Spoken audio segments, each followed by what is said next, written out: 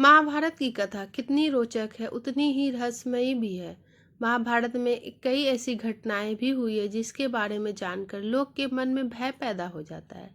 ऐसी ही एक घटना युद्ध के दौरान हुई, जब महाबली भीम ने दुर्योधन के छोटे भाई दुशासन की छाती फाड़कर उसका खून पिया और उसी खून से द्रौपदी के बाल को धोया। ये घटना कब और कैसे हुई, आइए जानते हैं।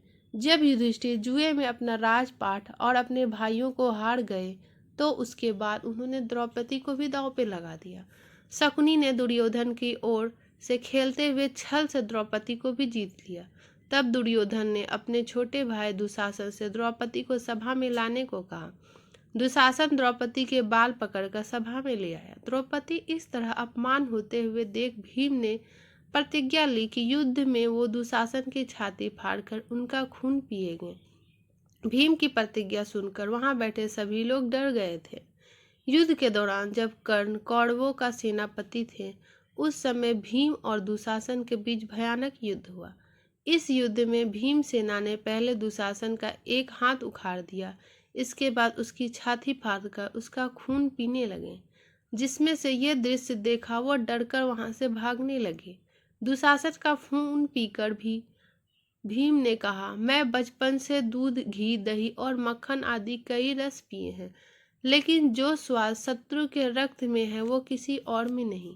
भीम को ऐसा कहते देख कुछ लोग तो ये भी कहने लगे, भीम मनुष्य नहीं बल्कि राक्षस है। महाभारत के अनुसार युद्ध जीतने के बाद जब पांडव हस्तिनापुर गए, तो वहां पहले धृतराष्ट्र ने भीम को मारने की कोशिश की, जिसे भगवान श्री कृष्ण ने विफल कर दिया। इसके बाद जब पांडव माता गांधारी से मिलने गए, तो जैसे ही गांधारी की नजर युधिष्ठिर के पैर पर पड़ी, उसके नाखून काले पड़ गए थे। यह देखकर पांडव डर गए। तब श्री कृष्ण ने समझाने पर गांधारी का क्रोध शांत हुआ। गांधारी ने पूछा कि क्या युद्ध में भीम द्वारा दुशासन का खून पीना सही था।